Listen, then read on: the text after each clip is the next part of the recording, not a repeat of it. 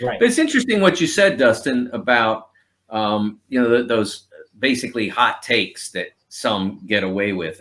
There's a really fascinating documentary if you get Netflix that's out about the Manti Te'o situation from a Yes. decade ago. I've Yep. seen I've that. seen it. Yep. It's really good. And what was interesting to me, the part two, when they went to talking to the Deadspin journalists about their goal in doing the piece that they did that broke this all wide open. Their goal, according to the writer, I believe his name is Burke, Timothy Burke, I think. I believe he goes by Bubba Prague on Twitter. And he said his whole goal was to show the legacy media, the established media, that they need to do a better job of checking stuff. Right. And what was fascinating to me is if you watched how legacy media, television, etc., television news, television talk shows, how they reacted to everything that developed from the Manti Te'o story.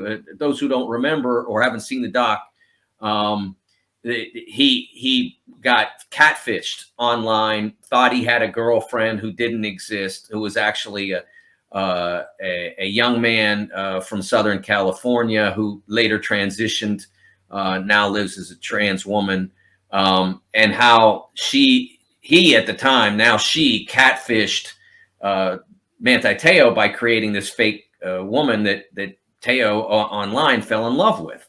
And then that person faked the death of the fake person, and he made a deal about, in interviews about how hard it was on him to lose this person.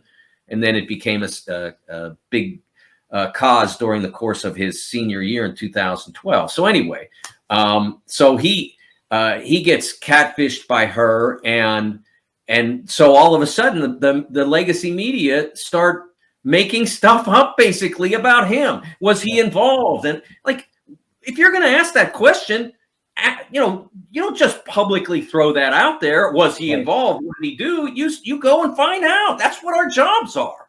And instead, they just sort of threw it out there. He had no, was he naive?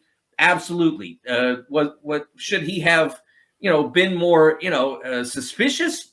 Of course. But he was a victim, and instead they just started creating questions about his complicity. And that's the kind of thing that was the exact opposite of what Deadspin's article was designed to remind media members that it's a good idea to maybe do the actual reporting before you make up your mind about something. Well,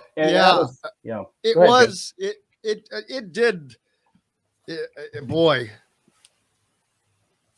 I hate to say this after the fact, but Manti Te'o, I'm like, dude, come on.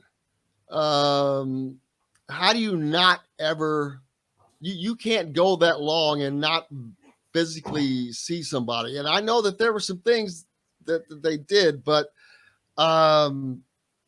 you just can't go that long and not physically see a person. It's just too. Well, I mean, like I said, he obviously was naive, and don't get me wrong. I mean, but that's what happens with people who are victimized. I mean, Dr. Phil is on right before the local news here on the NBC affiliate in Indy, and he's done at least 5 shows in the last years of women who have fallen for the same type of scam. Although in these, well, he had the perpetrator of this. Oh, what's that guy's name, Ronnie? I can almost Tua Sisopo. Renaya Tua Sisopo. Yes. And that, so, there are lots of people who get caught up in these sorts of things. And, like I said, I mean, it's his, he should have known, but he didn't know. But he also didn't, he wasn't involved in creating this as a scam. And there were multiple people shown in the documentary that were questioning publicly whether he was involved with no evidence, no evidence. And that's, I found it kind of ironic that Deadspin did this article to show the media that they're not doing a good enough job, and they said, "Okay, you think that was something? Watch us now." Well, and let me just say to this point, and I think you go back to when this all happened, catfishing wasn't really a term that was known, and that wasn't a practice that was well known. I go on Twitter now, and through the course of my career and the job that I do, I would say I've interacted with certain people that you could probably label in loose terms as quote unquote friends. I have no idea if those people are real.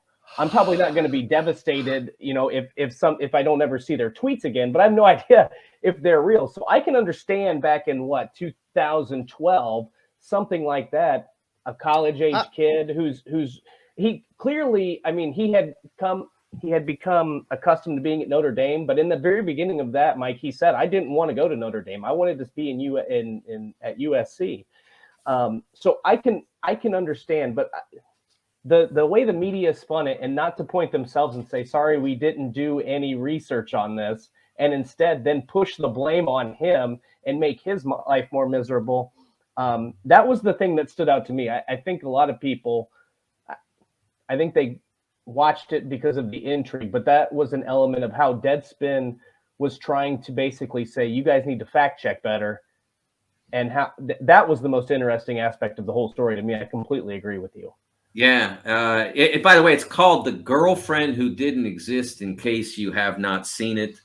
It's 2 episodes, both an hour long, so not a ton of your time. It's a series of that is on there about different events. Yeah, but the Te'o thing is those 2 episodes. It ended very abruptly. Yes. I thought the ending was a little odd. I thought they would do a better job of communicating now where Manti is, where Renai is. I think you got a decent idea of where Renai is now in her life, but they really didn't. Other than that, Manti grew a beard and looks really good in it. Very handsome. They didn't really give you much of an idea of what he's up to now, or what happened with his NFL career. Because I don't want to have to scramble to Wikipedia to find out what he's up to now. Right. But I did because they just sort of threw the end at you. And while we have you, here's all the other episodes of this. Sports these sports docs we're doing. And one of them I have not seen yet. I heard it's good. It was about the Malice in the Palace. Speaking of Indianapolis, I have not had the chance to see that yet because I think it came out around March. So I haven't seen it, but I've heard it's. I think I started to watch it and fell asleep and then forgot about it until you reminded me. I watched it as a diehard Pacers fan from birth. And I still hate Detroit and the Pistons for all of it. So I watched it. I will say that no one suffered more than Jermaine O'Neal and Reggie Miller, because they would have won a championship that year. I believe that. But that is a good documentary. It's solid. But if you want more information, Steven Jackson and Matt Barnes do a podcast, or did a podcast, All the Smoke or Up in Smoke or something along those lines. And that's Cheech and Chong. I think it's All the Smoke. I think you're right the first time. I think he's got Cheech right. But they have a couple on there where they've had Ron Artest, Al Harrington, and some of those guys on there. And I think that those episodes actually do a better job than the documentary. So it's just that's just my 2 cents on it. But it gives some detail about what Jim said, like how Jermaine O'Neal suffered, how they didn't get Reggie a ring, and the stuff that they had to deal with off the court more than just the Malice in the Palace.